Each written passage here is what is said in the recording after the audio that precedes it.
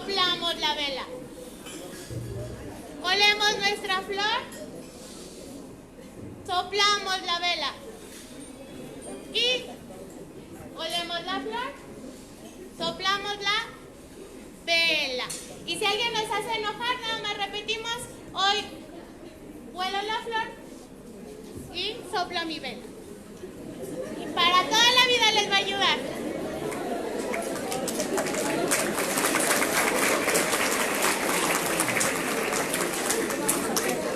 Y bueno, ahora sí.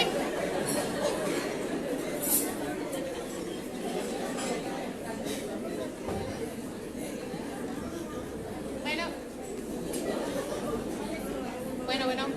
Ahora sí vamos a dar paso a nuestra plática.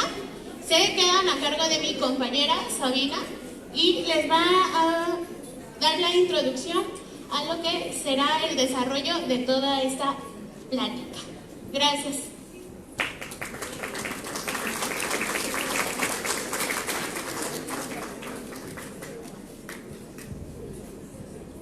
Bueno, buenos días a todos. Primero, muchas gracias por la invitación a estar aquí. Es un gusto realmente estar aquí.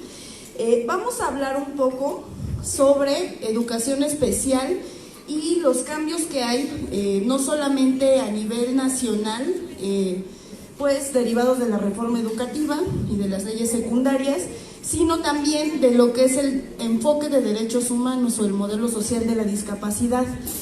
¿Quién de ustedes sabe de qué se trata el enfoque de derechos humanos o tiene alguna idea de pues cuál es la nueva forma de percibir la discapacidad? ¿Alguien? Bueno, el enfoque de derechos humanos nos habla ya de la discapacidad no como una condición del sujeto. Anteriormente hemos transitado por todos estos enfoques asistencialistas, el médico rehabilitador, el psicopedagógico, el de integración y ahorita estamos en el modelo de inclusión. La diferencia entre el modelo de inclusión y los demás es que antes se asumía a la discapacidad como una condición del sujeto, incluso como una enfermedad, como algo que había que curar, que había que corregir y que había pues incluso que eliminar.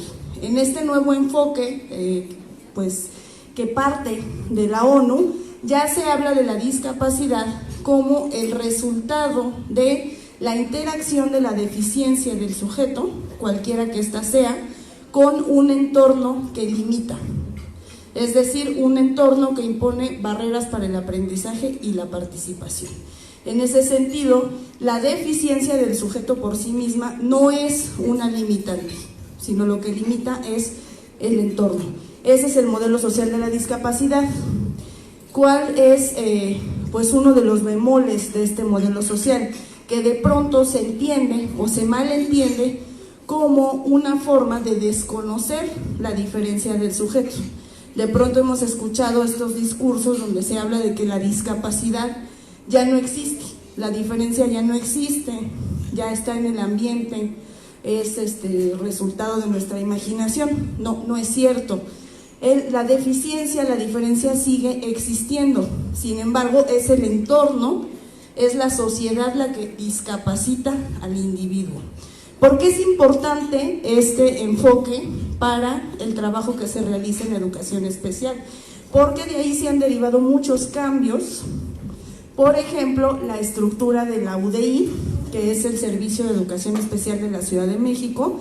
Allá ya no tenemos USAER, ya tenemos lo que es la UDI, donde ya cambia el enfoque. Las USAER pertenecen al modelo de integración educativa y la UDI ya está basado en esta política de inclusión educativa. Bueno, en el año 2007 se ratifica la Convención sobre los Derechos de las Personas con Discapacidad. ¿Conocen la convención? Supongo que todos conocen la convención. Bueno, en el artículo 24 de la convención, que es el que se refiere específicamente a educación, se establece ya la inclusión o la educación inclusiva, es decir, la igualdad de oportunidades educativas para las personas con discapacidad, sin discriminación y el derecho de las personas con discapacidad a la educación en todos los niveles, es decir, desde educación inicial hasta educación superior. Esto ya aparece en la nueva Ley General de Educación. A partir de la ley de la reforma educativa, la que se publica el 15 de mayo en el Diario Oficial de la Federación, ya aparece la inclusión como uno de los ejes rectores del sistema educativo. En el artículo 3º, fracción 2, inciso F, ahí aparece ya la inclusión como uno de los ejes rectores del sistema educativo. Posteriormente, el 30 de septiembre, después de toda una ronda de audiencias, foros, discusiones, se publica finalmente las leyes secundarias, donde en la Ley General de Educación, todo el capítulo 8, que son los artículos que van del 61 al 68, se dedican a lo que es la educación inclusiva.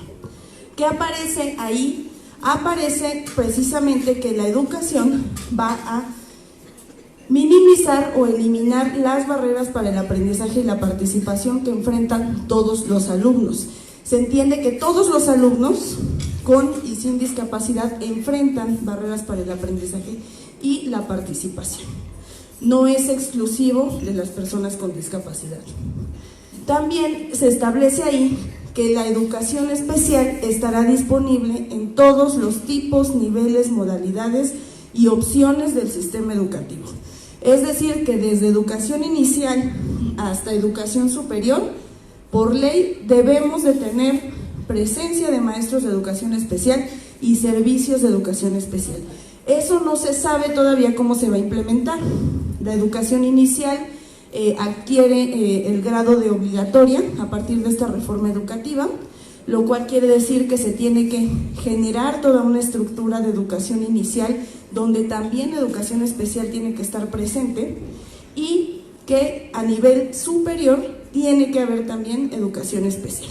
Entonces hay que pues estar pendientes de qué manera se va a implementar esto, que también está relacionado con la Estrategia Nacional de Educación Inclusiva, la cual ya fue enviada al Congreso para su análisis y su aprobación, pero todavía no se ha dado este análisis.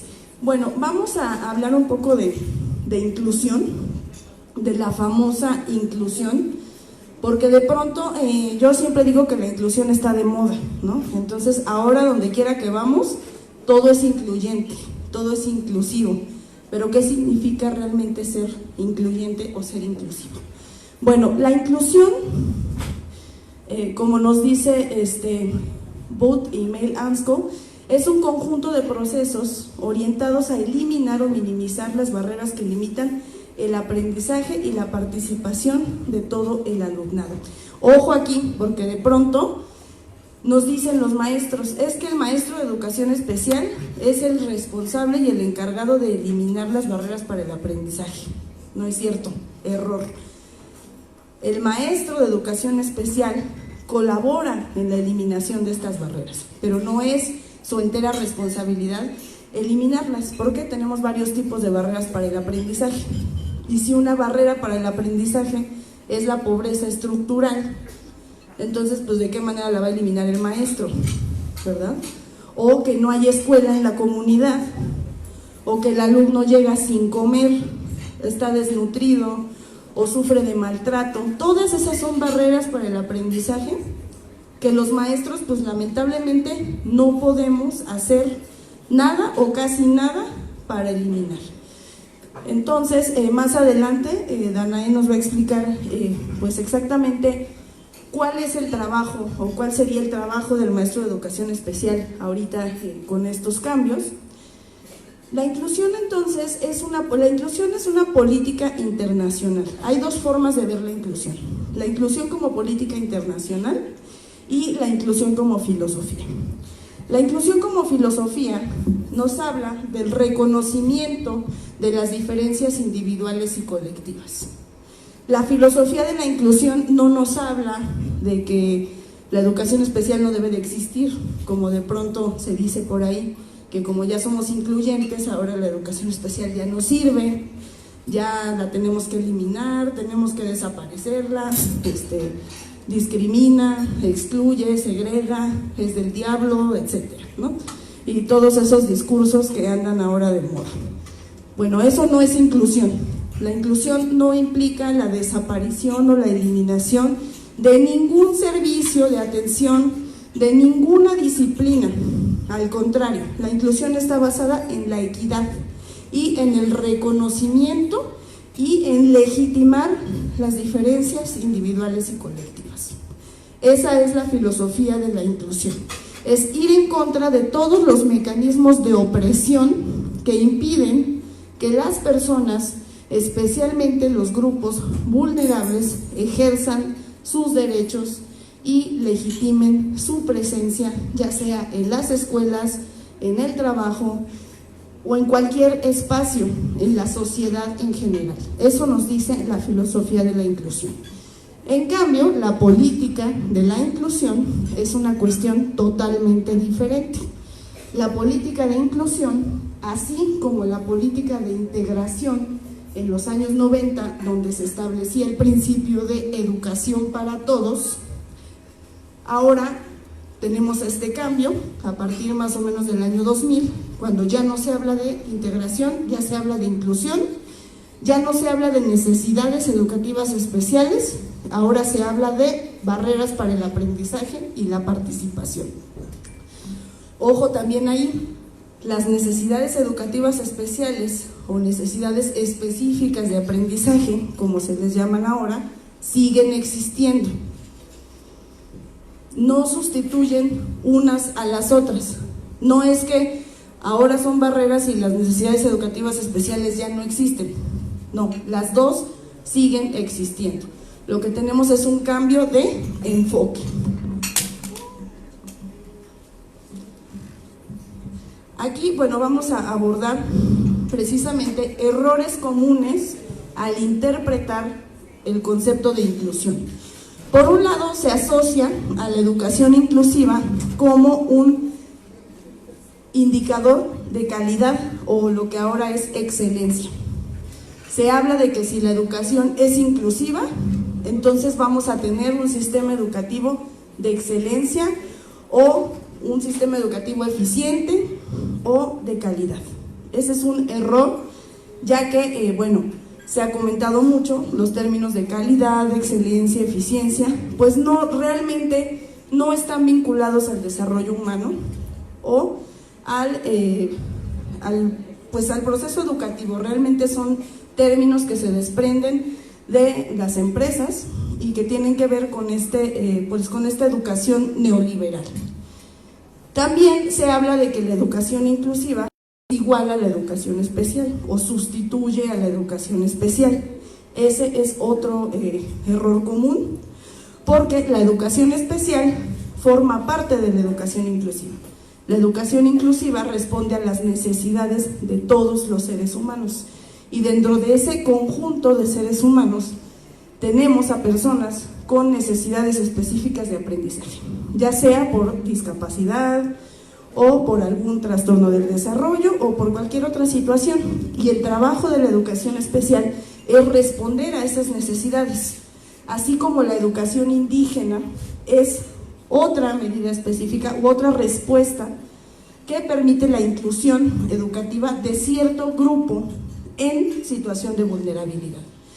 Tenemos también asociado que la educación inclusiva es únicamente para personas con discapacidad. Tampoco es cierto, como ya lo había comentado, la educación inclusiva es un derecho de todos los seres humanos y abarca a todos, no nada más a las personas con discapacidad, y el que ya habíamos comentado, que las barreras para el aprendizaje son iguales o sustituyen a las necesidades educativas especiales.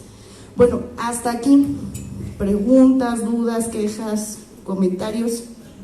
¿Quién dijo yo?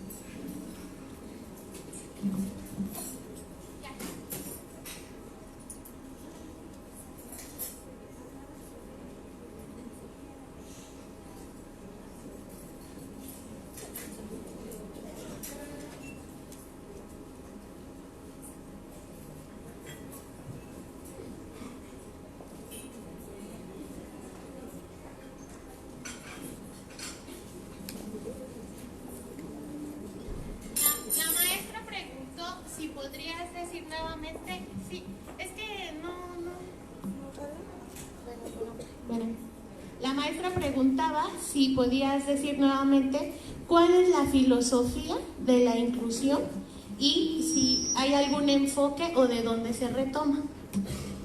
Bueno, la filosofía de la inclusión es lo que mencionaba al principio, donde se habla de eliminar todos los mecanismos de opresión que impiden el ejercicio de derechos de cualquier persona, no nada más de las personas con discapacidad. Esto tiene que ver con el empoderamiento. Recordemos que las personas con discapacidad han sido uno de los grupos históricamente más discriminados, excluidos, segregados. Incluso se les consideró durante mucho tiempo como ineducables, no se les consideraba ni siquiera como seres humanos, se les encerraba. Todavía sucede, por ejemplo, en algunos pueblos, que ni siquiera nos enteramos de que hay una persona con discapacidad en la casa, porque todavía hay vergüenza y no se consideraba que la persona con discapacidad tuviera derechos y mucho menos el derecho a la educación, porque decían, pues ¿para qué los vamos a educar si no van a aprender? Entonces la política de inclusión ha sido pues un paso más allá, o la filosofía de inclusión es un paso más allá en este largo camino en la dignificación de los grupos vulnerables, indígenas, personas con discapacidad, la comunidad LGBT, todos estos grupos históricamente marginados y excluidos. A partir de esta filosofía de la inclusión, de lo que se habla es de dignificar y legitimar su presencia en la sociedad. Y eso se hace de manera que se eliminan todos los mecanismos de opresión, de exclusión y de marginación, reconociendo las diferencias individuales y las diferencias colectivas. De eso se trata la filosofía de la inclusión. Ya como política, como decíamos, es una cuestión diferente, porque entonces ya se desprende de un organismo internacional, en este caso la Organización de las Naciones Unidas, la UNESCO, el Banco Mundial, la OCDE, y todos estos organismos que imponen no solamente las políticas en materia educativa, sino en materia económica y en todos los aspectos. Acá, por favor.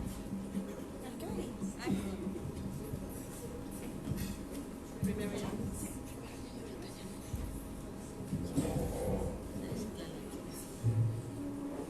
Bueno, pues muchísimas gracias. De verdad me da mucho gusto escuchar desde la introducción cuál ha sido su papel en las cámaras, tanto de senadores como de diputados, para que se pudiese concretar, pues no como quisiéramos, esta parte de la educación inclusiva y cómo es que se tiene que ir aterrizando en la práctica, pero sí su papel fue fundamental, porque efectivamente pues el rumor era precisamente la difuminación de educación especial y obviamente pues invisibilizar a todos los actores de nuestro quehacer educativo.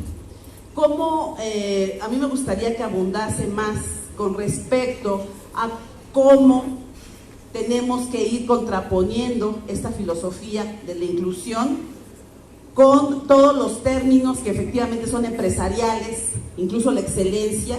O sea, se luchó mucho por parte de los maestros democráticos que precisamente excelencia tenía que desaparecer porque es un término empresarial, un término que nos cosifica. Y más allá, cómo vamos a ir permeando estos términos, cómo los vamos a ir contraponiendo, ¿sí? Quiero ser reiterativa en ese sentido con esta filosofía, y que bueno, también tenemos que ir luchando en contra de todos los organismos internacionales que acaba de mencionar, porque una era la filosofía de precisamente este nuevo gobierno y otra fue la corrección de la plana del Banco Mundial y de la OCDE.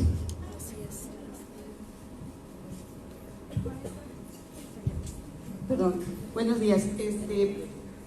Posiblemente me voy a salir un poquito o me voy a ir un poco. Usted ha mencionado que efectivamente educación especial, ahora con el nuevo modelo social, se reconoce la legitimización, el reconocimiento y la equidad. Nosotros, no sé si comparta el colectivo la idea, pero nosotros en la realidad es un poco muy difícil es difícil la situación que están viviendo nuestros alumnos. Todavía estamos enmarcados en esa situación de exclusión. Sabemos, nosotros como educación especial, sabemos que existe un marco legal acerca de por qué no hay ese reconocimiento hacia esta situación de alumnos vulnerables. Lo vemos en el trato diario que se dan a nuestros alumnos, en casos que vivimos y estamos con ellos constantemente, casos de exclusión, en donde todavía a lo mejor los docentes, lo que viene de educación básica, aún no reconocen que nuestros alumnos tienen derechos. No hemos aterrizado todavía en esa inmersión, en esa que los alumnos nos hagan partícipes a la escuela donde pertenecemos. Sabemos también, entendemos que acaba usted de mencionar que es un problema de entorno, pero también las leyes, hay un marco sustentable legal en donde los niños tienen derechos, y eso no hemos podido, por lo menos en lo que nosotros estamos viviendo, a que se plasme, que se reconozca ese derecho que tienen nuestros alumnos. Sí, efectivamente, bueno, el marco legal es uno. Todas las legislaciones, la convención, todos los documentos oficiales, pues de pronto nos pintan un panorama muy bonito, ¿no? Como si la inclusión fuera muy fácil, pero ¿cuál ha sido uno de los problemas? Que todo lo que se dice en los niveles altos, en donde se toman las decisiones, pues parte en la mayoría de los casos de un desconocimiento de la realidad que viven los maestros, y no solamente los maestros, los alumnos, las familias. Entonces de pronto todo queda en el discurso. Nosotros hemos visto que pues la Secretaría de Educación Pública de pronto piensa que la inclusión quiere decir nada más que los alumnos estén todos en el mismo salón y ya, que ya eso es ser incluyentes. Pero ¿por qué es importante conocer todos estos documentos, los tratados vinculantes? Por ejemplo, la Convención sobre los Derechos de las Personas con Discapacidad es un tratado vinculante. Eso quiere decir que México está obligado a cumplir. No lo cumple para nada. Ya más de 10 años de haberse ratificado, pues la convención sigue siendo letra muerta, y además es una iniciativa mexicana. México fue el país impulsor de esa convención y pues es uno de los países que más viola el contenido de esa convención. Respecto a las leyes nacionales, fue un arduo camino para lograr, de hecho se había logrado que en el artículo 3 estuviera reconocido el derecho a recibir educación especial en todas sus modalidades. En la primera versión que hubo de la reforma educativa del artículo 3, nosotros junto con otros maestros, con otros grupos, con los estudiantes de la Normal de Especialización de la Ciudad de México, habíamos logrado que se reconociera el derecho a recibir educación especial. ¿Qué pasó ahí? Pues la influencia precisamente de todos estos organismos internacionales, junto con grupos empresariales que pugnaron por la eliminación de la educación especial y de la educación indígena también. Hay por ahí una propuesta del Grupo Empresarial Mexicanos Primero, donde ellos piden la eliminación de la educación especial y de la educación indígena. Entonces, educación especial sale del artículo 3 y queda en el 18º transitorio como para casos excepcionales. Nosotros teníamos ese pleito en la Secretaría de Educación Pública porque decíamos, pues, ¿qué es más excluyente para las personas que utilizar el término excepcional en una ley educativa? Es totalmente opuesto a la filosofía y a los principios de la inclusión. Para la Ley General de Educación se logra eliminar el término excepcional gracias también a la presión, no nada más de nosotros, sino de otros grupos que estuvimos ahí, y pues que se solicitó también a través de la Comisión Nacional de Derechos Humanos, pues que era una violación, la eliminación de la educación especial es una violación al derecho a la educación de las personas con discapacidad. y más en las condiciones en las que están las escuelas. Es imposible y dice la ley que nada está por encima del derecho a la dignidad humana o por encima del interés superior de la niñez. Entonces, eliminar los servicios de educación especial sería en este momento pues una violación al derecho a la educación de las personas con discapacidad. Aquí, bueno, vamos a abordar ahorita, ya hemos abordado esto, pero bueno, ¿cuáles son las diferencias precisamente entre la educación inclusiva y la educación especial? Porque de pronto a veces no nos queda muy claro, ¿no?, de qué se trata. No le tomen foto a la presentación, se las mandamos mejor, si quieren, o, bueno, para que salga mejor, resolución. Bueno, pues es una realidad, todo esto. Yo los invitaría que leamos. Es una invitación muy importante. No venimos a regañar, ¿verdad? Ya nos regañan las autoridades. Suficiente. Yo soy maestra como ustedes.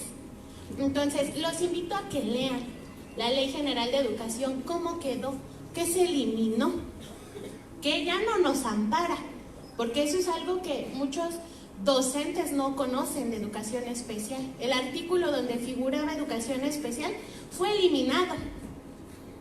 ¿Qué va a pasar si no tenemos algo que nos respalde?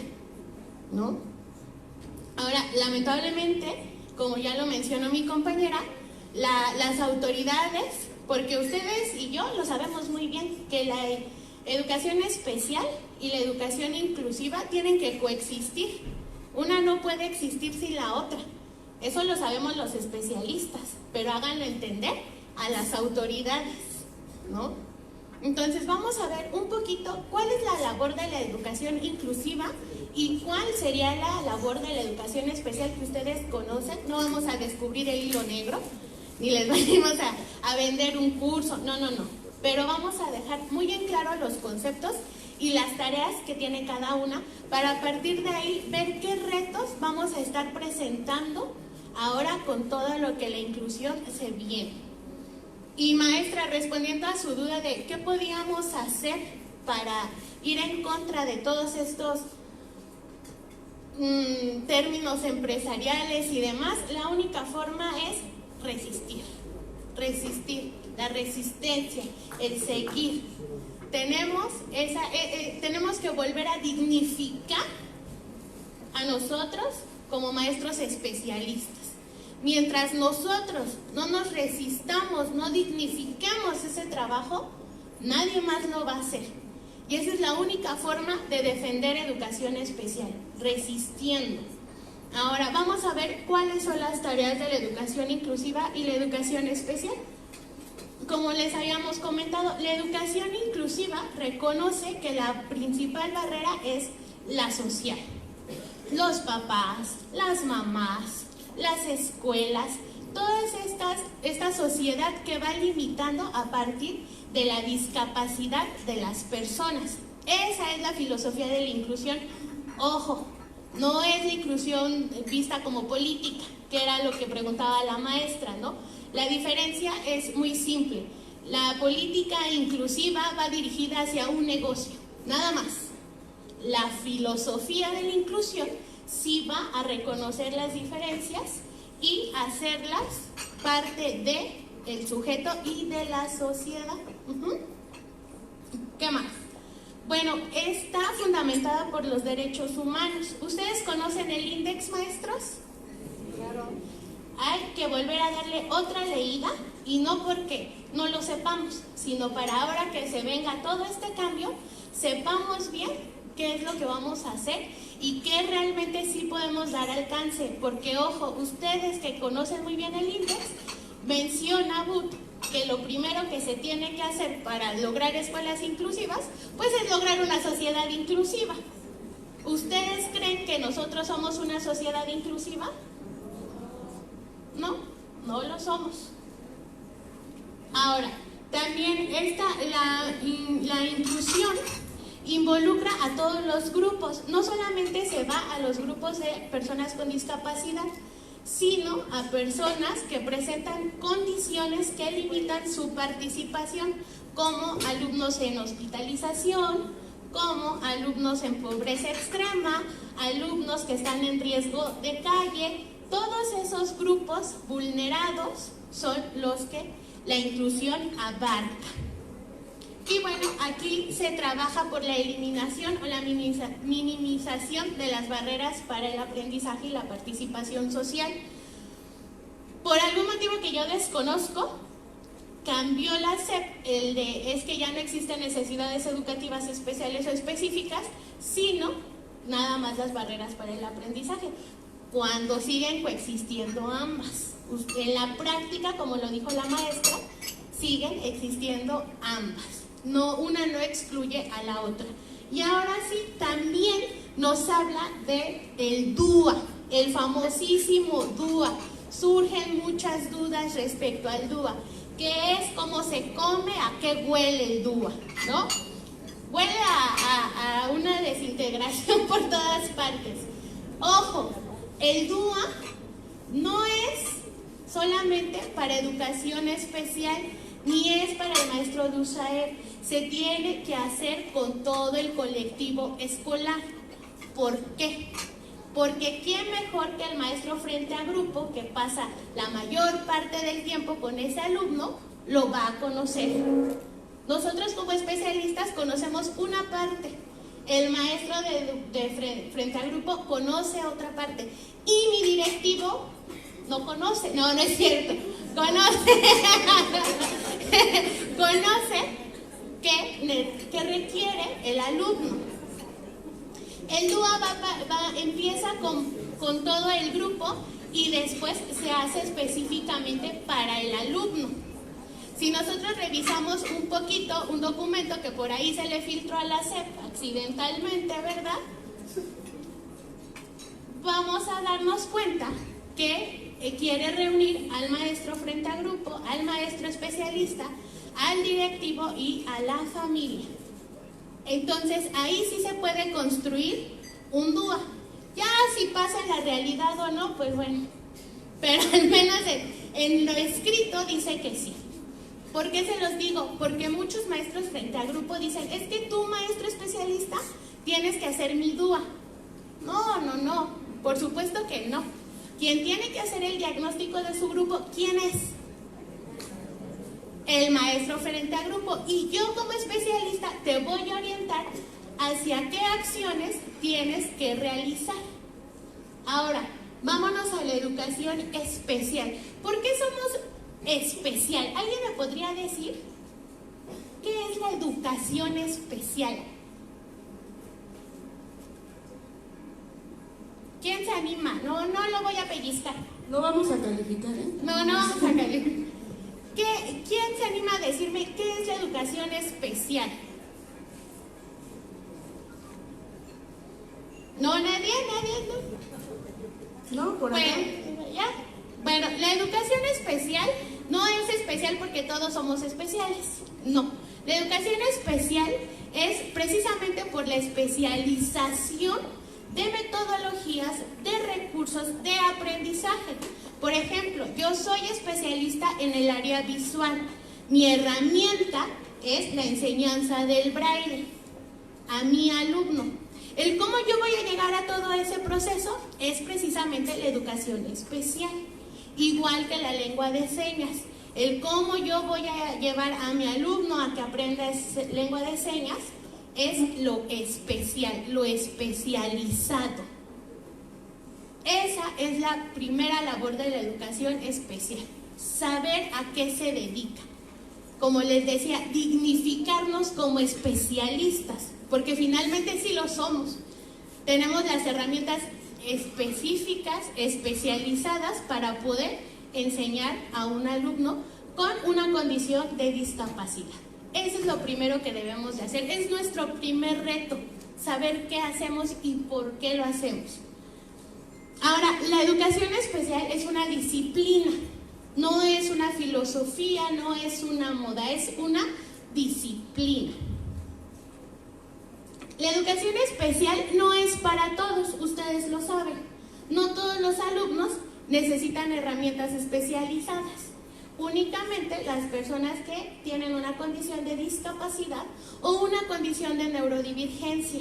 Eso también es muy importante. Tenemos alumnos con esquizofrenia, alumnos que tienen psicosis, alumnos que tienen todas estas neurodivergencias que se encuentran instaladas en la mente y que muchas veces no son visibles. Ellos también requieren una atención especializada, a diferencia de la inclusión, que esa sí es para todos.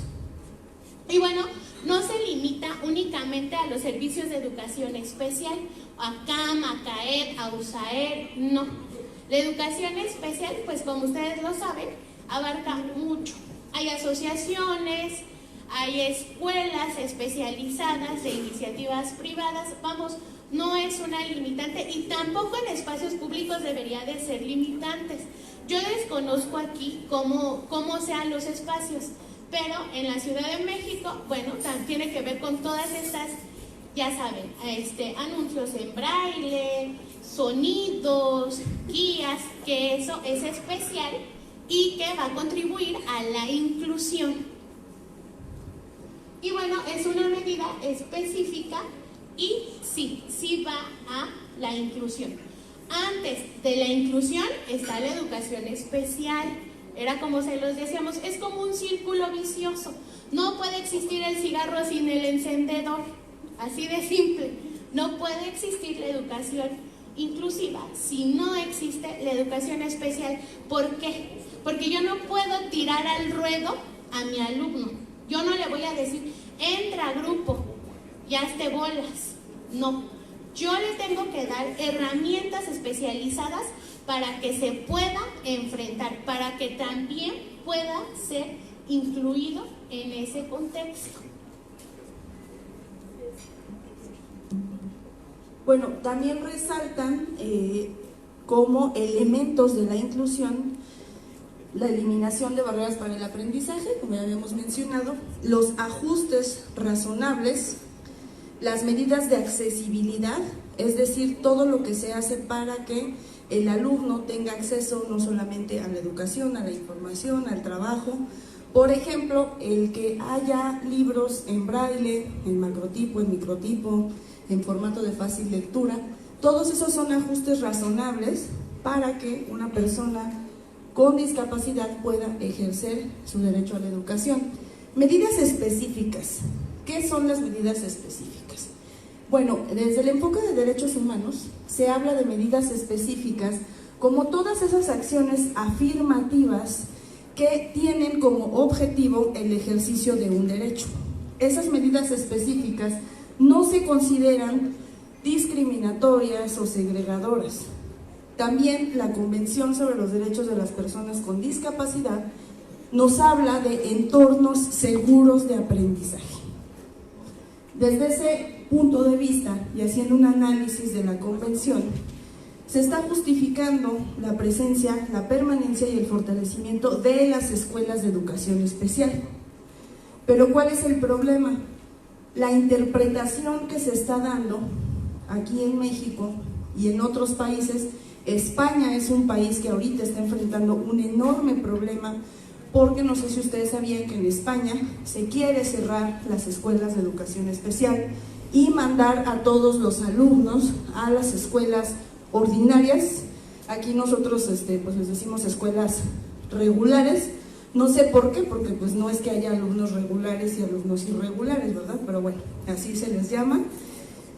En España está pasando lo mismo, con este mismo argumento de que la educación especial segrega, excluye, es una violación de derechos. Sin embargo, desde la misma convención, aunque no aparecen las palabras educación especial, sí se establece que debe de haber entornos seguros de aprendizaje, que deben de implementarse medidas específicas como acciones afirmativas para la inclusión, y la educación especial es una medida específica para la inclusión de las personas con discapacidad. También, bueno, la educación especial es una disciplina. Es una disciplina que, como todos sabemos aquí, tiene poco más de 2 siglos de desarrollo. Entonces, cuando nos dicen que la educación especial es excluyente, pues hay que recordar que fue precisamente el surgimiento de la educación especial la primera disciplina que puso sobre la mesa que las personas con discapacidad también eran educables. El llamado principio de educabilidad, que todo ser humano es educable. El truco está, o el error está, en que hemos asumido estos principios como que todos deben de recibir la misma educación. Cuando se hablaba en 1990 de educación para todos, pues aquí en México dijeron, pues eso quiere decir que todos tienen que recibir la misma educación al mismo tiempo, con los mismos métodos, los mismos contenidos. Y no es cierto. La equidad es también uno de los ejes rectores del sistema educativo. ¿Y qué quiere decir la equidad? Es darle a cada persona lo que necesita para su desarrollo. No es lo mismo igualdad que equidad. Ojo ahí también. Igualdad quiere decir igualdad de oportunidades. Es decir, que todos tengamos las mismas oportunidades de ejercer nuestro derecho a la educación. Pero no quiere decir que la educación tenga que ser igual para todos, con los mismos contenidos, con las mismas, el mismo currículum, los mismos métodos. Entonces hay que, también tenemos que distinguir muy claramente entre igualdad en la educación y equidad en la educación.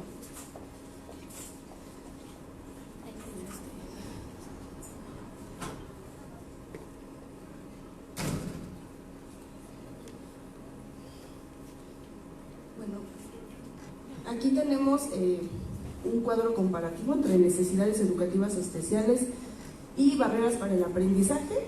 Ya hemos mencionado muchos aspectos sobre las dos y bueno, las dos coexisten. Las necesidades educativas especiales se centran en el sujeto, en cambio las barreras para el aprendizaje pues se centran en el contexto. Todo aquello que obstaculiza el ejercicio a aprender y a participar es una barrera para el aprendizaje y la participación. Puede ser permanente, temporal. Entonces, ahorita vamos a abordar esto más adelante y vamos a pasar, se me perdió aquí está. ¿Cuáles son las tareas de la educación inclusiva? Ya habíamos mencionado, identificar y eliminar los mecanismos o dispositivos de opresión. ¿Cuáles son esos dispositivos de opresión? El concepto de educación para todos, entendido como todos la misma educación, ese es un dispositivo de opresión. ¿Por qué? Porque impone una sola visión, un currículum único. Y esto, recordando, cuando se crea la USAER y que se establece, se eliminan los planes y programas específicos para educación especial y se empieza a trabajar con los mismos planes y programas que primaria o que educación básica. Ahí se adopta este principio de educación para todos, malentendido como todos la misma educación. También la aspiración de formar un ciudadano con dimensión nacional y global es un mecanismo de opresión y está vinculado también con lo que se hablaba de excelencia, eficiencia, calidad. ¿Por qué? Porque entonces el sistema educativo no está enfocado en la formación integral del sujeto, sino en formar sujetos que sean funcionales al sistema, que sigan órdenes, que sean capaces de obedecer, que puedan trabajar como obreros en las maquiladoras, o sea, ciudadanos que estén formados para obedecer, de acuerdo a los intereses del sistema. Ese es otro mecanismo de opresión que se impone lamentablemente desde esta idea de inclusión como política. Los aprendizajes esperados y los rasgos del perfil de egreso. Cuando hablamos de legitimar las diferencias, no podemos hablar de perfiles de egreso, de aprendizajes esperados, de currículos oficiales, porque en teoría pues tendríamos que estar reconociendo que cada persona tiene diferentes necesidades educativas. Entonces, el imponer esta educación estandarizada es un mecanismo de opresión, porque en lugar de reconocer la diferencia individual y colectiva, la estamos negando y queriendo eliminar, imponiendo precisamente un único plan de estudios, las pruebas estandarizadas, como la famosa prueba PISA que tanta polémica ha causado últimamente, y que cada año pues tenemos que someternos al escarnio de que salimos mal en la prueba PISA, que sí es importante la comprensión lectora y sí es importante la habilidad matemática, sí es importante el conocimiento de las ciencias. Pero díganme, en educación especial, ¿qué le sirve más a un alumno? Supongamos un alumno con discapacidad intelectual, que yo lo siente a aprenderse las capitales de todos los países del mundo, o que le enseñe habilidades para la vida. Entonces, ¿qué tendríamos que estar haciendo? En lugar de someterlo y decirle, ahora te vas a aprender todo el libro de geografía, porque aquí en el plan de estudios dice que eso es lo que tienes que aprender. Entonces, esa educación estandarizada también es un mecanismo de opresión hacia las personas con discapacidad. Este discurso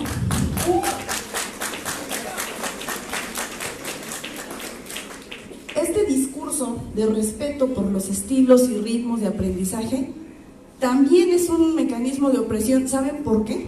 Porque voy a respetar tu estilo y tu ritmo de aprendizaje para que aprendas lo que yo quiero que aprendas, no lo que tú necesitas, sino lo que la SEP dice que tiene que aprender. Entonces, todos esos son mecanismos de opresión. ¿Y saben qué es lo más grave? Que los maestros los reproducimos. De pronto los maestros nos casamos con ese discurso y decimos, no, es que mi alumno tiene que aprender español y matemáticas. Y no me importa si no tiene control de esfínteres, si no sabe agarrar la cuchara, si tiene problemas de conducta, si en su casa le pegan, si llega sin comer, y todas esas cuestiones que tienen un impacto en la formación del individuo y que estamos dejando de lado la escuela, el sistema educativo. Entonces, retomando lo que decían Anaí hace rato, de qué se puede hacer, resistir, y ese tipo de resistencia tiene que ver con dignificar la labor de educación especial, enfocándonos en qué es lo que tiene que hacer educación especial realmente, que no se limita a la educación estandarizada, a repetir los planes y programas. Ahorita vamos a hablar de cuál es la tarea de educación especial específicamente, pero que quede claro que la educación especial es una disciplina. No es una moda, no es un enfoque, no es una política. La educación especial es una disciplina que, si bien se ha ido transformando y necesita transformarse, porque como todo tiene que ir evolucionando, la educación especial está más allá de la política de moda, porque ahorita es la inclusión, pero a lo mejor mañana pues se nos ocurre otra política y la educación especial va a estar ahí, porque trasciende, está más allá de las disposiciones de los organismos internacionales.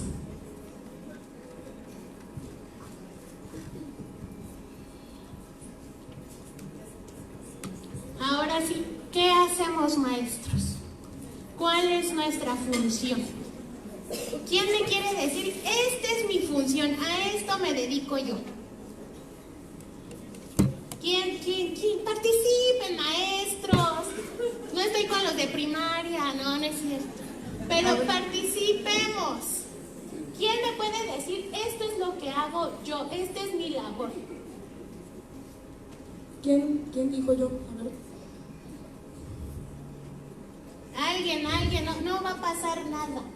Acuérdense, debemos de dignificar nuestra labor. ¿Quién nos puede contar su quehacer como maestro especialista? ¿No? ¿Nadie se anima? ¿No? No, maestra, pero esa resistencia no. Voy a leer un poquito, no me gusta hacerlo, pero voy a leer el concepto y después lo socializamos, si les parece. El maestro de educación especial es el profesional formado para dar respuestas a las necesidades educativas de los alumnos en condición de discapacidad. Su trabajo se basa en el diagnóstico, intervención y uso de didácticas específicas que permitan al alumno la construcción de aprendizajes para la vida y es encargado de concientizar a padres, maestros de aula regular y sociedad en general sobre la condición de discapacidad. No me van a dejar mentir que muchos maestros de educación especial, cuando hacemos nuestra labor de educar desde lo especial, somos mal vistos, somos apestados, ¿no? Porque el maestro frente a grupo, como decía Itzel, quiere que le enseñemos español, matemáticas, geografía, y en el momento que empieza a notar que estamos dando competencias para la vida, dice que no estamos haciendo nada. El maestro no está haciendo nada, no sé a qué me ayuda, ¿no? Cuando nuestra labor va enfocada a los alumnos, no a las necesidades de la escuela. Y eso es algo que también tiene como función el maestro de educación especial.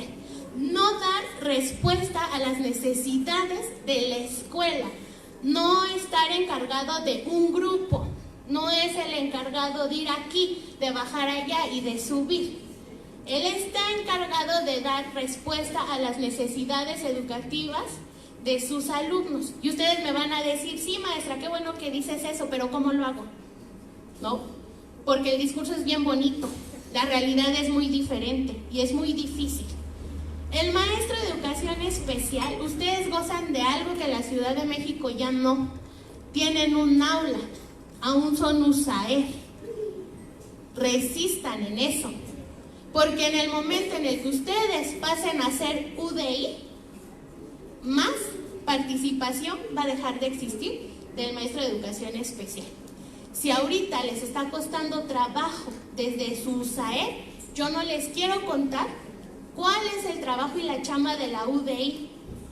Porque imagínense, ahí sí ya nos tocó que los niños con síndrome de Down, que los niños ciegos se integren al grupo, pero ni siquiera es una integración bien hecha, ¿no?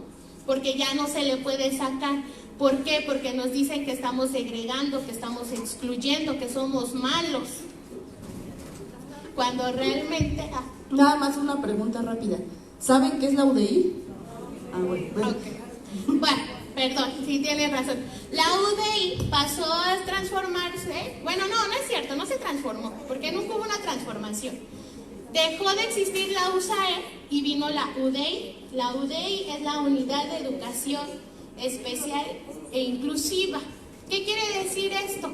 Que nosotros como maestros especialistas ya estamos encargados de la supuesta inclusión. Ya no sacamos a los alumnos, precisamente porque se dice que estamos segregándolos. Entonces el maestro especialista tiene que entrar semanalmente al grupo para dar cobertura a las necesidades específicas de aprendizaje de los alumnos que enfrentan discapacidad. ¿Creen que se logra realmente? No se logra. Y ojo, maestros, cuando dicen es que educación especial desaparece o no, nunca les van a decir que va a desaparecer, nunca les va a llegar un oficio diciéndoles vamos a desaparecer. La desaparición ha sido paulatina. ¿Y cómo ha sido? Quitándonos participación dentro de las escuelas. ¿Cómo han legitimado esa desaparición? Con la UDI. Por eso les digo, ustedes resistan con su USAER, porque en cuanto pasen a ser UDI, la participación es muchísimo menos. Si consideran que dentro de las aulas hay de 3, incluso hasta 7 alumnos que requieren educación especial, nunca va a haber cobertura. Los tiempos no lo alcanzan. Yo no sé de cuántos sean sus periodos de trabajo, pero al menos el mío es de 8 de la mañana a 12:30 en un preescolar, cuando en el preescolar empiezan a las 9 de la mañana. Eliminen la hora del desayuno y empieza a las 10, de 10 a 12, porque realmente de 12 a 12:30 no vas a entrar a un grupo a incidir. Ahora, si consideramos que tenemos 10, 11, de 11 a 12, 2 horas para incidir en 6 grupos en preescolar y en ¿cuántos en primaria? ¿20, 24 grupos? Entonces, ¿ven cómo ha sido la eliminación? La eliminación, esa participación cada vez se ha ido haciendo menos. Ahora, ¿cuál es nuestra labor como docentes de educación especial en USAER o en UDI? Pues lo que acaba de mencionar Itzel. O en campo. O en campo. Proporcionar la atención especializada acorde a las necesidades del alumno. Yo no voy a poner a un alumno ciego a aprender braille luego, porque es alguna creencia que tienen en las escuelas, ¿no? Ya que aprenda braille, ¿qué? Que no sabes enseñarle braille. A ver, espérate. Para que un alumno aprenda braille necesita de una serie de conocimientos previos para que pueda lograr leer y escribir braille. Esa es nuestra labor, dignificarla. La segunda, atender las necesidades específicas de los alumnos. ¿Cómo lo vamos a hacer? Volviéndonos expertos en nuestra área. Tenemos que dominar nuestra área. Las demás no, las podemos conocer, pero no vamos a ser especialistas en todo, ¿no? No somos todólogos, que también esa es otra que dice, maestro, fíjate que tengo un alumno de mala conducta, ¿qué podrá hacer? Tenemos la respuesta, ¿no? Maestro, tu clase es muy aburrida. No se la vamos a decir, ¿no? Y pasa, ¿no? Es que tengo un alumno con TDAH, es hiperactivo. Entras al salón y están cantando cri-cri. No, pues maestro, tus alumnos ya no son de cri-cri, ¿no? Tus alumnos ya escuchan que el reggaetón y la bachata y tú le pones el grillito cantor. Por eso es hiperactivo, porque no estás respondiendo a su necesidad, a su interés. Eso es lo que nosotros tenemos que hacer, satisfacer esa necesidad, implementar herramientas que de verdad sean útiles a las necesidades y a los intereses de mi alumno. Si yo tengo un alumno que vive, y a mí me pasaba, ¿no? Yo llegaba a mi salón, ponía los Beatles, ¿no? Me creía muy moderna, y pues mis alumnos me decían, ¿qué es eso? Se dormían, ¿no? Alguna vez hice un experimento y ellos decían que la música clásica era triste y que la bachata o la banda era feliz. Y entonces a partir de esas necesidades, a pesar de que a mí no me gustaba, ¿no? Porque como adultos hay cosas que ya tenemos muy instauradas, que decimos, es que esto a mí me gusta y esto debe de... No es cierto. Tenemos que ir renovando esos intereses, ponernos y sentarnos a ver un ratito la tele, un ratito el Facebook y ver qué están haciendo, qué están viviendo los niños y también nuestros adolescentes. Ustedes lo saben, en 6º, 5º año ya están teniendo problemáticas de secundaria. Y entonces yo llego a 6º de primaria con mi disco de cri-cri. Se burlan de mí los niños, ¿no? ¿Qué es esto, maestra? Y entonces se vuelve hiperactivo. Pero no porque lo sea, no porque haya algo en su cerebro. Es porque yo como maestro no estoy cumpliendo ni resolviendo su necesidad, sus intereses. Ese es nuestro papel como maestros especialistas. También orientamos. Eso es muy importante. No solo orientamos a los maestros frente al grupo, orientamos a las familias. Y ahí les hago un comentario. También es ver la realidad, la necesidad y el interés de la familia. Hay familias que por más que los concienticemos, que por más que los sensibilicemos, no van a hacer nada. Porque es más fácil no hacer nada que llegue a secundaria sin saber leer y escribir. Y pues que culpen al maestro, ¿no? Porque nos pasa, entre colegas nos pasa. ¿Qué hizo el maestro especialista? ¿Por qué no sabes leer? Pero nunca le preguntamos al maestro especialista si llegó controlando esfínteres. Y que nosotros como especialistas, en vez de encargarnos de enseñarle a leer y a escribir, pues le enseñamos a controlar esfínteres con un método, ya que vimos que no era ninguna disfunción médica. Entonces, esa también es otra labor, orientar al maestro, orientar a las familias, y en dado caso de que las familias no quieran ayudar, pues hacer lo que en nuestras manos está. Ustedes ya lo saben, ¿no? Y también decir, hay alumnos en los que decimos, ¿y ya para qué me esfuerzo, no? Tengo 20 más. Y aún así, dar las herramientas necesarias al maestro. Ahora es muy importante seguir incidiendo con el maestro. Nos cuesta mucho y no por nosotros, sino por el docente que está frente a grupo. También de repente nosotros perdemos un poco empatía, ¿no? Yo no sé de cuántos alumnos esté conformados los salones aquí. Al menos en la Ciudad de México tenemos matrículas de 35 a 45 alumnos, preescolar y primaria. En secundaria incluso se nos van a 50 alumnos. Es muy contradictorio a la inclusión, ¿no? ¿Cómo puedes incluir a alguien en un grupo de 50 alumnos? Si salen vivos al final del día, ya hiciste mucho. Sí, ya hiciste mucho, ¿no? De repente nosotros de maestros especialistas, a mí me pasa, seguramente ustedes también, que dices, ¿qué hice? ¿Qué estoy haciendo? No siento que esto avance. Y entonces te volteas a ver que la familia no participó, que el maestro frente a grupo ya está harto de los 35, 40 alumnos, porque solamente 5 madres y padres de familia participan. Entonces ahí yo les voy a dar un tip. ¿Cómo voy a forzar al maestro frente a grupo a hacer los ajustes, la flexibilidad que yo haga? Poniéndolo a firmar. Yo ya lo hago porque pasaba. En la UDI es muy difícil que reconozca la labor del maestro.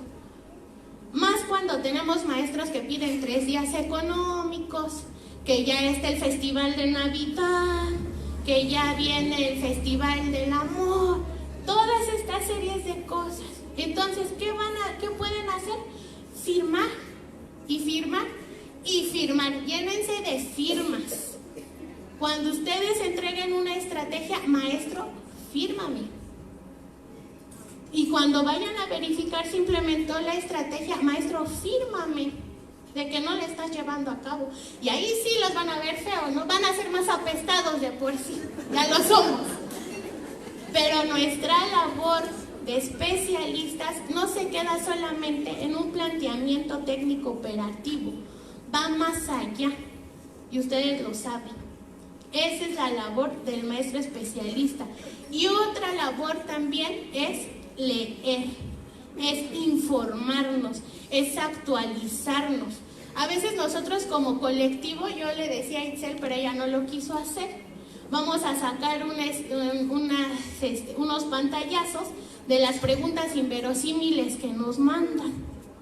Y les digo inverosímiles porque ahora existe algo llamado Google, en la que ustedes meten una palabra, cómo atender a un niño autista, y les sale un sinfín de bibliografía, buena, mala y de todo. Pero no lo hacemos. Yo me incluyo, ¿no? Yo conozco muy bien mi carrera, pero ya las demás áreas, pues ahí sí se me dificulta, ¿no? Y acudo con otro colega. Y es eso. También es eso, esa también es nuestra función, crear redes de maestros especialistas que se nutran unos a los otros, independientemente de nuestras diferencias. Y eso es algo que Educación Especial sabe hacer, trabajar independientemente de las diferencias y del me cae mal, porque sí nos cae mal. Pero seguimos trabajando porque nuestro propósito no es el maestro, es el alumno. Y a veces hay alumnos que, a pesar de su condición de discapacidad, que puede ser visual, puede ser lenguaje, puede ser motriz, puede ser neurodivergente, lo único que necesitan es que los abracemos. A veces eso es lo más que podemos hacer por muchos alumnos con condición de discapacidad y abandono por parte de sus familias, darles un abrazo. Y ahí, maestros, están cumpliendo con su labor porque están respondiendo a su necesidad y a sus intereses.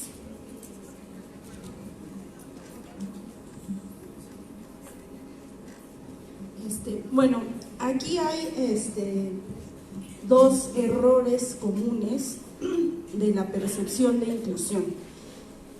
El primero dice que pensar que cualquier estudiante, cuando se le eliminan las barreras para el aprendizaje, puede aprender lo mismo que los demás o debe aprender lo mismo que los demás, es un error. Porque entonces estamos desconociendo las necesidades específicas del alumno. Y eso es lo que está pasando en las escuelas. Y lo más triste es que nos hemos encontrado con maestros de educación especial que dicen que las necesidades educativas especiales ya no existen, que ahora nuestra única función es eliminar barreras para el aprendizaje. Y yo les he dicho, a ver, ¿cómo le vas a hacer? ¿Cómo le vas a hacer para construir una escuela en una comunidad indígena cuando esa es la barrera para el aprendizaje, que no hay escuela? Si según tú esa es la tarea, pues a ver, ¿cómo le vamos a hacer? ¿Cómo le vamos a hacer para poner rampas en las escuelas cuando no hay condiciones de accesibilidad? En escuelas donde ni siquiera hay baños o luz eléctrica. A mí me da mucha vergüenza cuando pasan esos comerciales de la SEP, donde dice, instalamos piso firme en 200 escuelas de la Sierra de Oaxaca. Y yo digo, ¿cómo es posible que la Secretaría de Educación Pública, en pleno año 2019, tenga escuelas sin piso, o sin baño, o sin energía eléctrica, o sin internet? Y ellos lo ponen como un logro. Dimos computadoras a la Sierra de Guerrero. Y dices, oye, ya estamos en el siglo XX, ¿no? ¿Qué hemos hecho? ¿Qué ha hecho la Secretaría de Educación Pública todos estos años? El otro día íbamos a una presentación de un libro sobre la reforma educativa, donde nos decían algunos maestros, es que la reforma educativa ya se abrogó. Yo decía, ¿en serio? ¿Ustedes creen que se abrogó la reforma educativa? Seguimos teniendo evaluación, y no es porque la evaluación sea mala, lo que está mal es el modelo y los objetivos de la evaluación. Porque de repente la gente dice, es que los maestros no se quieren evaluar. Y todo el sexenio pasado nos la pasamos escuchando que los maestros no se quieren evaluar. Cuando el problema no es que haya evaluación. Ahora no tenemos la calidad educativa, ahora tenemos la excelencia, que es la calidad, pero el máximo logro de aprendizaje.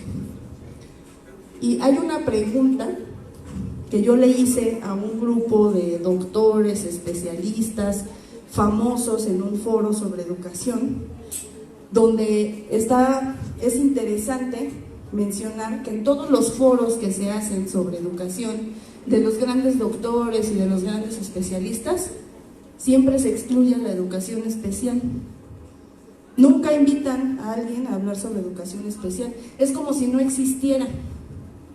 Entonces yo les pregunté en ese foro, porque hablaban sobre la excelencia y la calidad y la eficiencia y el máximo logro de aprendizaje y todas esas cosas, ¿no? A ver, les dije, si tenemos un alumno con autismo, grado 3, autismo profundo, y un alumno con discapacidad intelectual, ¿cómo aplico los criterios de calidad y excelencia con esos alumnos? ¿Cómo le hago? Nadie me pudo responder. Para empezar, porque pues no había nadie que supiera sobre discapacidad y sobre educación especial. Porque si el proceso educativo es complejo, educación especial es otra cosa. Y podemos saber mucho sobre educación, pero eso no nos hace expertos en educación especial. Es como si yo quisiera irme a dar una conferencia sobre matemáticas aplicadas, que sí forman parte del proceso educativo, pero pues voy a ir a hacer el ridículo hablando de algo que ni conozco ni domino, y pues sí, tengo nociones de matemáticas, pero las elementales, ¿no? Para lo que puedo hacer.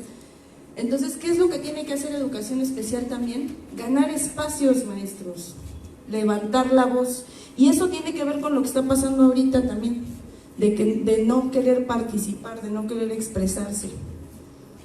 Porque en todos los foros de educación donde hemos ido, en las cámaras, los maestros de educación especial sí están, pero no hablan, no se expresan, no levantan la voz. Y así hemos ido transitando por todas las modelos, modas, enfoques, políticas, sin oponer resistencia. Porque nos dijeron primero que estábamos en el enfoque médico, en el enfoque asistencial. Después pasamos al modelo médico rehabilitador. Después al enfoque psicopedagógico. Después ya fuimos integradores. Ahora somos incluyentes y vamos a bailar al son que nos toque. Y sabemos que está mal, y sabemos que está mal implementado, y sabemos que no nos están tomando en cuenta. Pero pues es que la SEP dice que así tiene que ser. Y si no participamos, si no ganamos espacios, si no decimos aquí estamos los de educación especial, entonces pasa lo que estamos viviendo ahorita. Los maestros de escuela regular, muchos dicen, ay, pues el problema es de los de educación especial. Si desaparece van a ser ellos. ¿Quiénes van a ser los más afectados si ya no hay maestros de educación especial? Aparte de los alumnos. Los de aula regular, ¿no? Los que ahorita están, ay, pues el problema es de ellos y a ver qué hacen. A ver, al rato yo los quiero ver cuando tengan un grupo de 55, en la Ciudad de México hay grupos de alumnos de secundaria que son de 55. Imagínense que haya 55 alumnos y de esos 55 tengas 20 con algún requerimiento de educación especial. ¿Qué va a hacer el maestro de aula regular? ¿Verdad que no está tan fácil? Pero si nosotros no levantamos la voz para defendernos, para dignificar nuestro trabajo, para demostrar por qué tenemos que estar en las escuelas, pues nadie lo va a hacer. Nadie lo va a hacer por nosotros. Entonces, ¿qué nos toca también? Eso, defender, decir, aquí estamos, hablar, decir, estoy de acuerdo, no estoy de acuerdo, me gusta, no me gusta. Y sobre todo romper esta idea de la estandarización, de los aprendizajes esperados, de los currículos únicos. Aquí está, por ejemplo, habla de los discursos, ¿no? Del respeto a la diversidad, a los ritmos, a los estilos de aprendizaje. Y se cuestiona mucho la cuestión de las aulas de apoyo, ¿no? O de el separar al alumno. Cuando yo estaba en la normal de especialización y que nos empezaban a hablar de esta cuestión de la inclusión, yo me cuestionaba, decía, a ver, ¿qué es más discriminatorio? Que yo agarre al alumno y le dé una atención personalizada para que aprenda lo que requiere aprender, o que lo tenga en un grupo, nada más ahí, simulando como parte del mobiliario, que es lo que está pasando en muchos casos ahorita. Y los maestros de aula regular a veces nos dicen, híjole, es que me llegaron 3 alumnos con diferente discapacidad y no sé qué hacer con ellos. ¿Por qué? Porque no me capacitaron, porque no me están dando las herramientas. Entonces, hay que cuestionar también si esto de que la educación especial segrega, excluye porque de pronto se da atención a los alumnos en otros espacios, realmente es así, o si más bien es un pretexto que se está utilizando para eliminar los servicios y para decir que ya educación especial no es necesaria, cuando educación especial siempre va a ser necesaria, seamos integración, inclusión o la que siga.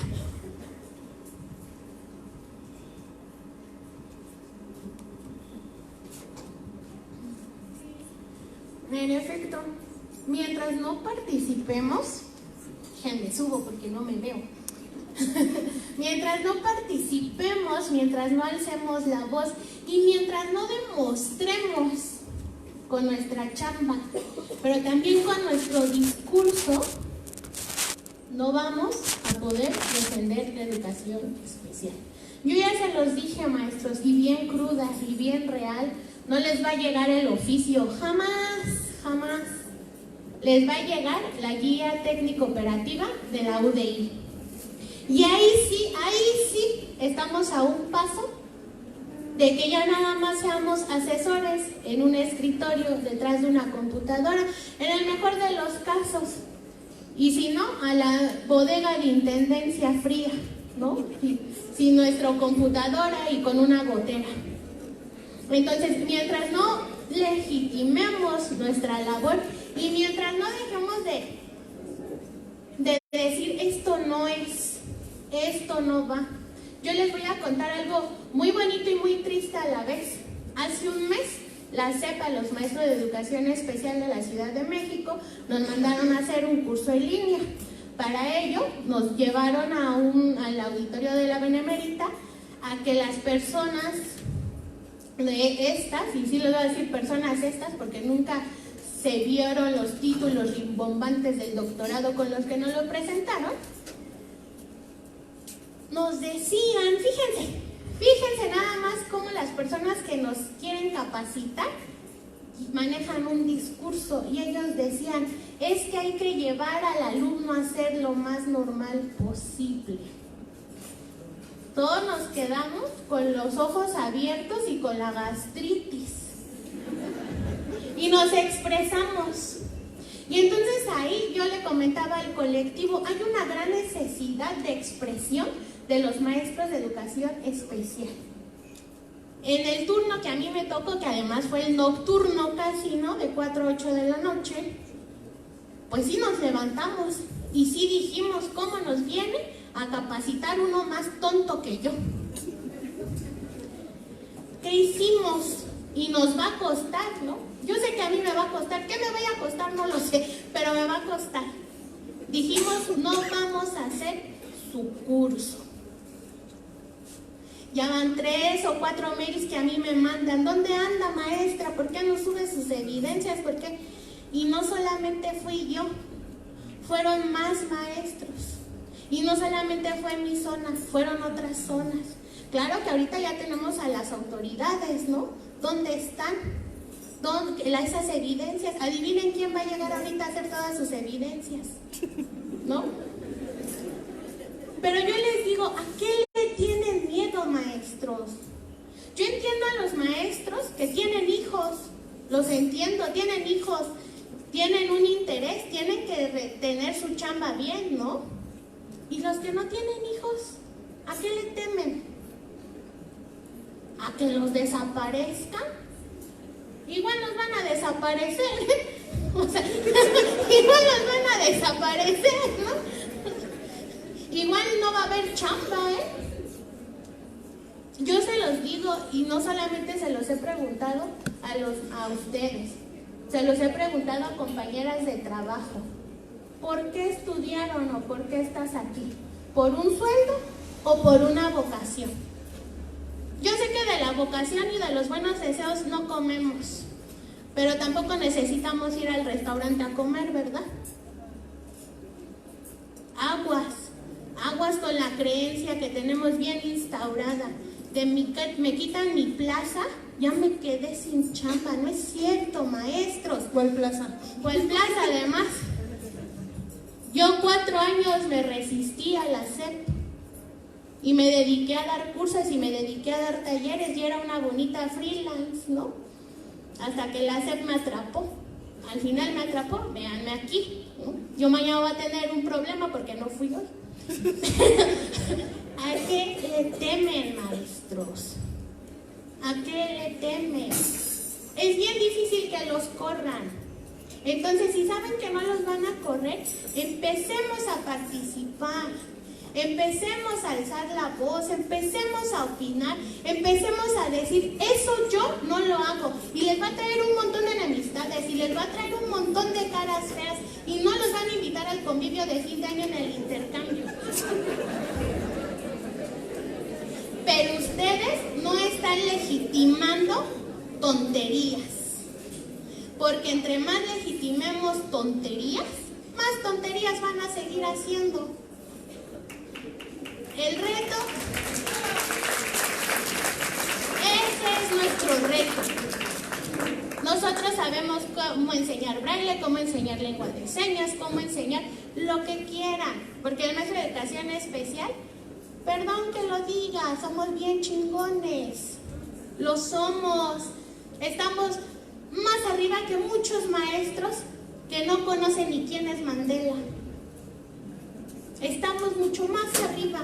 Empiecen a creérselo, empiecen a decir, este es mi ajuste, este es mi labor. Si a ti no te parece, maestro, ven y hazla, ¿no? Yo sí les digo, es que tú ganas más. ¿Por qué? Es que tú ganas más, pues hubieras estudiado más. Así de simple. Si no estás a gusto con mi chamba, ven y hazla. No la van a hacer, no pueden, no saben. Pero dignifiquen esa labor, empiecen a hablar en sus escuelas, empiecen a levantar la mano. No se necesita ir y decir, oigan, no, créanme que yo no voy y digo arriba el socialismo y no. Eso es en mi casa. Yo voy y les digo, ¿qué te parece, directora, si hacemos una exposición de problemas de conducta? ¿Qué te parece si hacemos una actividad con las maestras, con las madres de familia? ¿Qué te parece si hacemos un taller? Que ahora eso ha sido una vía en la que trabajamos las UDIs, ¿no? Hay maestros que dicen, yo entro a grupo, doy mi actividad, adiós. Ya vemos otros maestros que entramos, damos nuestra actividad, adiós, pero vamos a proponer un taller. Y así ha sido como hemos podido dar esa atención especializada al maestro, a los niños. Ojo, maestros, ustedes lo saben y yo lo sé, hay muchas trampas para seguir dándole educación especial. Trampas que a lo mejor ustedes no están teniendo la necesidad de hacer ahorita en la ciudad, sí, ¿no? Y en el mejor de los casos, nuestros directores nos apoyan. Afortunadamente, yo he sido una docente que ha contado con el apoyo de sus directoras en escuelas y también la directora de UDEL. Pero yo sé que eso es uno en un millón. Y por eso no me cambio, ¿no? También. También sé que soy afortunada y dichosa en eso.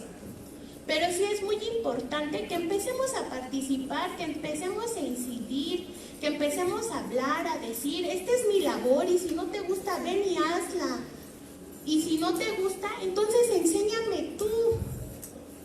Hay maestras, a mí me ha tocado que me ha dicho, oye maestra, yo no estoy de acuerdo con esto, pero explícame por qué lo estás haciendo. Y entonces socializamos y me dice, ¿sabes qué? Que sí, yo entiendo que tú eres la especialista, pero yo, mi alumno, veo que esto le ha funcionado. Y hacemos una bonita función, una bonita mancuerna. Esa es nuestra labor. Dignificarla a partir de la participación, de alzar la voz, de incidir, de participar, de hacer, de proponer. Yo sé que tenemos una desmotivación extraordinaria. Créanme que lo sé, créanme que a veces me levanto y digo, ¿para qué voy si van a decir que no hago nada? Pero llego y veo sonrisas, veo caras, veo ruido y digo, ya sé por qué. Por ellos, no por los maestros, ¿no? Que están en el Facebook, en sus celulares, desde la comodidad de su salón. Empecemos a alzar la voz. Ustedes aún son USAER. Cuando pasen a ser UDI, no va a haber salvación, porque están a un paso de convertirse en asesores con un escritorio en la bodega de intendencia. Piénsenlo. Bueno, pues para finalizar, solamente pues nos gustaría poner sobre la mesa que no basta, no es suficiente que garanticemos el que el alumno esté en la escuela, porque estar dentro de la escuela, estar dentro del salón de clase, no garantiza que se esté ejerciendo el derecho a la educación. ¿De qué manera garantizamos que el alumno ejerza su derecho a la educación? Pues legitimando su presencia dentro de la escuela, dentro del salón. ¿Cómo? Que participe que realmente aprenda y que estemos formando un sujeto integral, autónomo, con autodeterminación, con habilidades para la vida. Porque si no, no dejamos de simular. Últimamente en nuestro sistema educativo, desde las más altas autoridades, todos nos hemos vuelto expertos en el arte de la simulación. ¿Y ahorita qué estamos haciendo? ¿Qué está haciendo la SEP? Yo simulo que incluyo. Pero ¿de qué manera estoy garantizando el derecho a aprender y a participar? La inclusión no es una estadística, de decir, ahí tengo 20 alumnos que pasaron de CAM a la escuela regular y ya. Eso es inclusión. O puse 20 rampas en diferentes escuelas. Eso no es inclusión. Inclusión es que el alumno aprenda, que el alumno participe, y que aprenda y participe de acuerdo a sus necesidades y a sus intereses, no de acuerdo a lo que yo quiero que aprenda. Pues muchas gracias. Vamos a pasar a una sesión de preguntas, respuestas, comentarios, quejas.